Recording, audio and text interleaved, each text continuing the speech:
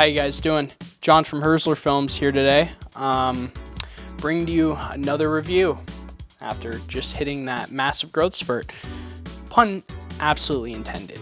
Now, today we're going to be looking at the highly anticipated Ant-Man and the Wasp: Quantumania, which marks the beginning of Phase 5 and is in fact the third Ant-Man movie that features Paul Rudd, one of my favorite actors ever, introduces the most dangerous, I guess, new villain that they're introducing, Kang the Conqueror. Doesn't really introduce him, but it introduces pretty much the most evil variant, I guess, of him. So let's just say there was a lot of pressure and hype surrounding this movie. My own hype mixed in there too. I was really excited for this movie. And I was honestly just excited that they were even announced making a third Ant-Man movie. Now, you might be wondering, John, what did you think of the movie? And I'd answer, well, I'm about to tell you in a couple seconds.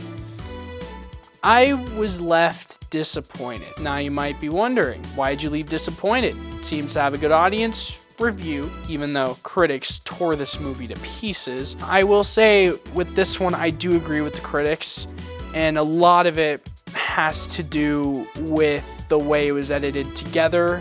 The stuff that they cut, the writing, some of the cinematography, and how some of the action sequences were helmed. I was really shocked and surprised how some of the action sequences felt like that they were handled by inexperienced people. In the sense of, usually when it comes to filming action sequences, there's a lot of inexperienced, filmmakers or camera crew. What they'll do is they'll shake the camera rapidly so you don't really see what's going on. Now, I won't say that happens all the time. In fact, there's a decent amount of times where the action does look good. There are a few moments where you're just kind of looking around, you're like, what's going on? Like, what am I supposed to look at? And that's kind of disappointing, especially the fact that, one, there's a lot of special effects on display, which a lot of them demand to be seen, but the camera doesn't really do it justice sometimes. And the other thing, and what I just mentioned, the special effects, I feel like for the most part are okay. I think that they even said in interviews that they experimented with new technology and like a new sound system for where they shot it. And it really shows, because there are moments where you're supposed to see like a specific scale of how big or small somebody is, or how two people dramatically change their size, and you're supposed to see the change between other objects and then the two people that change size. You're like supposed to see that, and you don't. It just kind of feels like two people standing in a green screen, and it's disappointing. Now, with all that, you might also be wondering, is there anything good about it? Yeah, there's a few things, like I mentioned. I think some of the acting is really solid. Paul Rudd, great. I think he gets a little bit more to do in the movie, despite the fact that I feel like he might be a little bit I don't want to say underutilized, because he's featured heavily, but I just feel like that there's moments where the characters just kind of disrespect him and just kind of treat him as if he's nothing, but he's fucking Ant-Man. Like, the dude literally helped save the world in Endgame. Like, he was a crucial part of that movie. But then in this movie, it's like none of them are grateful for the fact that he saved the world. And that kind of pissed me off and made me not really like a lot of the characters for a decent amount, because, they're kind of dicks, but they're dicks for no reason. And I feel like that a lot of that is due to bad writing. In fact, I feel I did a little bit of research, and the guy who wrote this movie hasn't written any other films, actually, which is really nerve-wracking when you think about the fact that Marvel trusts these writers for some of their bigger projects too. It doesn't really work with me. I feel like they might need to change writers. Another thing too, and I feel like this is my biggest complaint with the movie overall as a whole, it feels like Thor 4 and Doctor Strange 2, in the sense that it feels like that there was about 20 to 30 minutes cut out of the movie that would have benefited the movie heavily. As in, if they didn't cut some of the stuff out that they needed to cut just because they think that the shorter the movie is, the more money it'll make, because more showtimes, more seatings, all that shit, it really hurts the movie, because I feel like that they cut a lot of moments that are key development scenes that like really help push the characters that are set up in the movie. But the issue is with that is that when there's moments of payoff that are being set up with these characters, they don't develop any of them. So when you experience the payoff, nobody cares.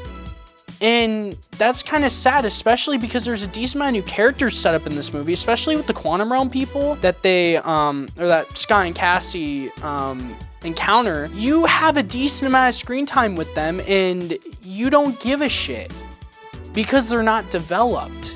You don't really understand where they're coming from or what they're doing. When they were fighting or when one of them dies or whatever the fuck happens, I don't care. You know, because I'm just not emotionally invested. And I feel like that's a problem with the writing. I think that Marvel needs to find better writers, and I also feel like that they need to stop pumping out so much, you know, in a short amount of time, especially with what they've announced in the future. And I think, even if I'm not mistaken, I feel like that they're gonna start to, I guess, change direction in how they put out Disney Plus content and all that shit. But I just feel like that overall, because this movie could have been amazing, and Kang the Conqueror, holy shit, he's great in the movie until he gets wasted in the end. Spoilers, by the way, because of, yeah. Kang gets absolutely wasted in the end, and what I don't like about that is he's supposed to be a Thanos level threat. But he can't be a Thanos level threat if Ant-Man is able to stop him at the end of the movie by himself. Because then what you do is you set him up as a villain that has already been beaten by probably one of the most underestimated characters of the entire MCU. So why are we supposed to care when he shows up to fight the rest of the Avengers who are stronger than Ant-Man? Because now we're under the impression that he's going to get absolutely fucking clapped by them. I don't know. And I did hear that they even reshot the entire ending 2 weeks before the film came out, and it shows. Like, there's so many jumbled moments in it where it just doesn't really feel like it works or fits with the rest of the movie. And it kind of just ruins the tone, and it just feels like a jumbled mess. Overall verdict, just because I feel like I've been ranting about this movie for a bit, but to be fair, I'm a little disappointed. This movie should have been great. I give it a D. I'm sorry. Marvel needs to learn from their mistakes. I feel like they are learning because they have taken a little bit of accountability, but my God, they need to get their shit together, because if they're gonna go down this route, pump out as much as they can, but not care about the quality, you're gonna lose the fan base, myself included. One thing I forgot to put in, MODOK's trash in the movie. He looks like Humpty Dumpty and Caillou fused together in a really horrifying way. They could have just kept his mask on the entire time and it would have worked. And yeah, gave me nightmares. Still go see it. You don't have to decide not to see it just because of my opinion, but overall, it wasn't for me. But anyway, thank you guys for watching. Be sure to smash that like button, subscribe to the channel. You know, your boy's rising up, try and get them views. And yeah, I'll bring on more reviews. Take care, everybody. No, you're gonna have to come up here. No, you're coming up here.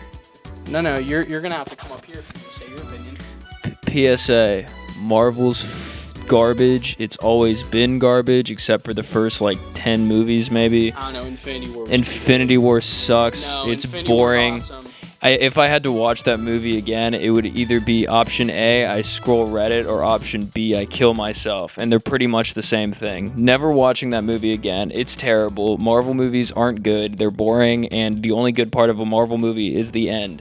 Maybe not for the first 5 or 10 or whatever, but after Infinity War and Infinity War, everything sucks except for the end. Thank you. John signing off.